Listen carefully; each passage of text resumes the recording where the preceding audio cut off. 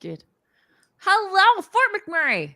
It's Melanie Galea, your host of Let's Talk Lending. I am with my co-host. My Yeah. co-host over here. Barb Pinsent with the Mortgage Center Elite. All right, Barb. 8 times a year we get together and we talk the Bank of Canada and rate hold announcements. And if there's any monetary changes, that happens 4 times a year. But we have an announcement today. What happened? Well, there was no change to the overnight lending rate, which is Yes. and was forecasted. Like lots of us expected that would be the case. Yeah. Yeah, no change there, but no change is not a bad thing either. I think that they're waiting to make sure that before they hit the trigger and start lowering rates, that they're not doing that too soon. So, All right, Barb. So let's talk about our predictions from the last episode. I said June. I'm sticking with June. yeah, You have said September. Are you sticking with September? I am going to stick with September. I might be out a month, but I'm going to stick with September. Yeah, but out a month. Okay, so out a month means October then because they No, don't meet in July and August, right? So it's June no, or they do. September. I don't know when if they're like because they never miss 2 months in a row. So Yeah, but it's that's summer. hey. What? No, I've looked. I can challenge you on this one. I'm putting you on the spot. Sorry. I'm putting you on the Well, spot. I could look too, but I'm all set up, so I ain't going to mess with what I got set up on my monitor right now. So then I would say September. If there is no meeting in July and August, then I'm still sticking with September. Okay. So here's why I think it's going to be June. Okay. We've got millions of Canadians that are up for renewal. And if it is at this higher rate, the discretionary spending is going to come down significantly, which could put us into a recession. Now, maybe they're happy about that. I don't think it's a good idea. I think we're going to see some trouble if that happens. Now, the other thing is our neighbors down south, the Americans really do have an influence on us. And what the Federal Reserve, like they've still been raising the rates and stuff like that, but it is an election year in November. Yeah. I think we're going to see those rates come down. Now, I don't think it's going to be April or May because why would they change? Why would they drop the rate and make spring market go even crazier when the market is really starting to pick up across the country already? Right. So listen, if you've got questions, please feel free to put them in. If we don't get to them during the episode, we'll make sure that we respond afterwards. But yeah, Barb, I'm thinking June, a quarter point in June. What do you think in September? I think a quarter point. I do think Okay. that they'll start slow when they start. All right. Okay, Barb, last episode I said, let's talk about the difference and so that we could visually see the cost difference of a variable or fixed mortgage so that, you know what, for those people that are coming up or even making a decision this spring, if you're choosing, because what I also am seeing is that buyers are sick and tired of waiting. They're sick of renting and they want to get into their house now and they're adjusting to the new normal of mortgage rates. Agreed. I agree. Yeah. You got to move on, right? You just have to move on from it. And we're not going to see rates like we had at, under 2%. I don't think we'll ever see that again, honestly. Well, if we do, then there's something really, really going wrong in the planet, right? We don't want to see it that low. A little lower than what we have it, but not that low ever again. All right, Barb, let's talk about fixed rate or variable rate mortgages. Okay. So I'm ready. Choosing between fixed and variable rate mortgages requires careful consideration of your financial goals and market projections, of course. So we're going to explore the key factors and compare payments for the different terms under both options. Oh, how did I do that? It was definitely moi. Okay, so fixed rates, they offer predictable monthly payments throughout the loan term. So if you're taking a 3-year or you're taking a 5-year, not going to be a payment change during that term. And penalties are calculated at the greater of an interest rate differential or the 90 days interest on the outstanding balance. A variable rate mortgage features an interest rate that can fluctuate and it's based on market conditions. So if rates go up, your rate will go up. If they go down, the rate will go down. Penalty calculations, however, are always only a 90-day interest penalty, which can be a good thing, believe it or not. So, and I say that because rough math, about 1.5% penalty on a variable rate versus 4.5% of the balance on a fixed rate. So as you can see, there's That's a big difference. Yeah. Yeah. Yeah. And so what I put together here are just some numbers based on a $500,000 mortgage. And I've listed the various terms. There are 7 and 10-year terms, too long. There's a 6-month convertible, probably too short, and you don't know what you're going to get into when the 6 months are up. So I'm just putting the 1 through 5 year fixed, and I've got the 5-year variable option here. And the payments. So rate, as you can see, when you're looking at shorter term, is higher than it would be if it was the 5-year that you were taking. So 1, 2, 3, and 4 years are a little bit higher than the 5-year term would be. And I've broken it down by payment, the payment amount, and then the principal and the interest portion, and balance owing at the end of the term. So if you're taking a shorter term, and some people are actually more keen on a 3-year these days, just because we don't know where rates are going to go. So, they're thinking take a 3-year, and hopefully in 3 years from now or 2 years from now, if I want to renew into a lower term a lower rate because one's available, I'm not going to pay a crazy penalty to get out of it. Because if the penalty is too high, then it's just not worth it, right? So this is gross. This is gross, though.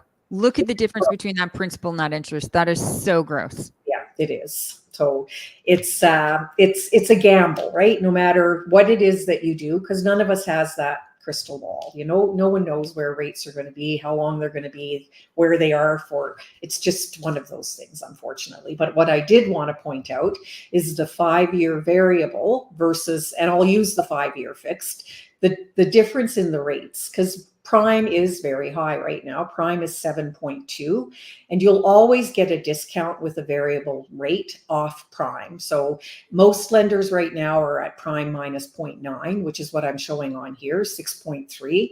The payment's a lot higher. The balance owing at the end of the term is higher. And I've got a comparison chart to show you here as well, just so you can see where it is that I'm going with this. Because please do. This is awesome. The 5-year is not a bad product, the 5-year variable. However, we don't know, Melanie, I'm one ahead again here. I apologize. So I think I might have hit. So what I'm going to go to now is the comparable, which is, and what I've done here is just assume that rates are going to be about 1% lower a year from now. So still that $500,000 mortgage. So you can see the difference that, the payment and balance owing at the end of the term are going to be, based on same scenarios, 1% lower. If you look at prime, you're still only 5.3 if it goes down by 1% in the next year. So, and they're not going to make, I don't think anyways, they will make really big drops when they do start dropping. I think it'll be a 1/4 of a point maximum. Sort of thing. So something to consider, like penalties are important. So is payment, right? So, and those are the things that I talk to people about when we are talking about rates and where it is that they should go and why it's important to know what their goals are, like what are your long-term, short-term, what does that all look like? So we're hopefully not putting them into a product that they're going to wish 2 years later they didn't take, kind of thing. Right. So, yeah. Absolutely. Wow. Yeah. And so again, just here I say, like I just went a little ahead of myself here and didn't show the screen beforehand. But anyway, I did just say that. So, there's everything that you need to consider in there when you're taking a mortgage rate.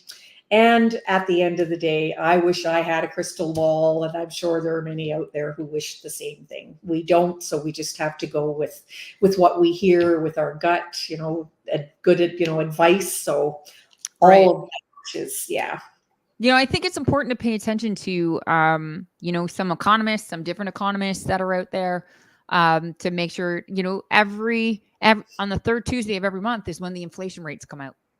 So paying attention to things like that, kind of paying attention to what's going on in the States too, I think you'll have an informed gut reaction to these things, I think is really helpful. And make sure you're not just listening to, the armchair realtors or the armchair, mortgage people at site. Get the right information from the right people. That's so, so vitally important, right? So if you can stop presenting there, Barb, what I wanted to talk about a little bit is just about what's going on in the market here, right? And so, I'm going to remove this. I'm going to add mine. Share screen. Here we go. All right. So here are where the numbers are for, if we look at, this is just single family homes at this point in time. We had a better February than we did January. And it was definitely better than December and November and October and right? The next best last month was August. So we even look, we're even doing better than last year at this time.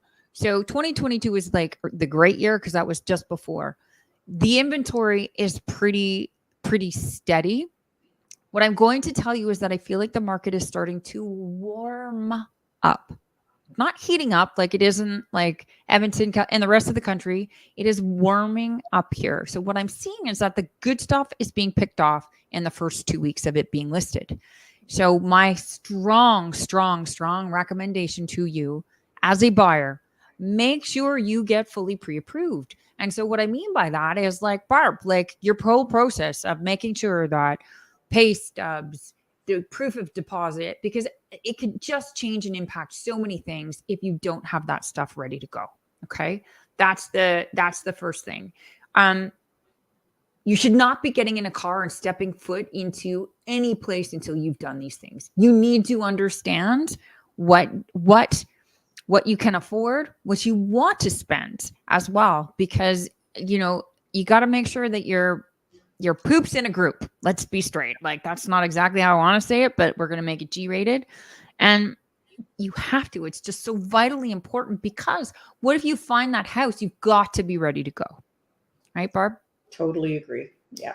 And so little can make so big a difference. So, when somebody's doing numbers for you and they haven't asked you for paperwork, you want to question whether or not what you got was the right number. Because paper matters. It really does.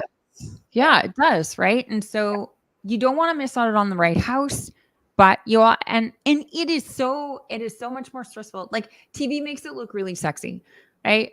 Oh, we're going to look at all these houses. Oh my goodness. But what goes behind it is the stress of negotiating the offer, making sure that your financing is ready to go.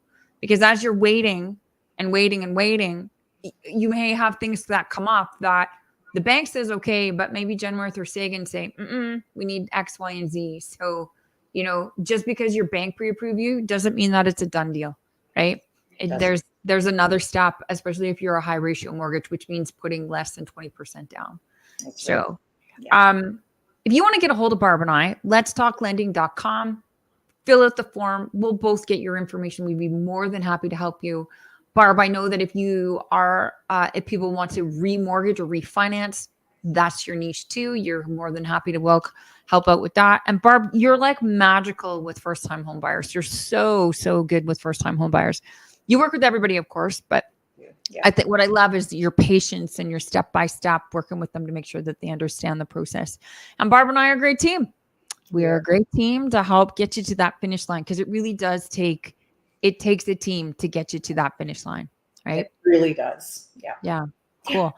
Yeah. Okay, Barb, April the 10th is our next. So here's what's interesting about it being the 10th. They're definitely not, I think it's going to stay the same for sure. It's not going up because they're not even going to have the inflation numbers for, they'll have March inflation numbers, but they won't have April's inflation numbers. Yeah. So, my prediction, nothing's changing until June by 0.25%. September. All right.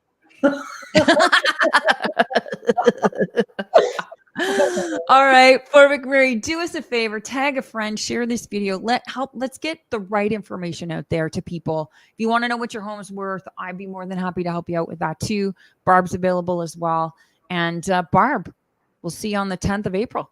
Sounds great. Bye.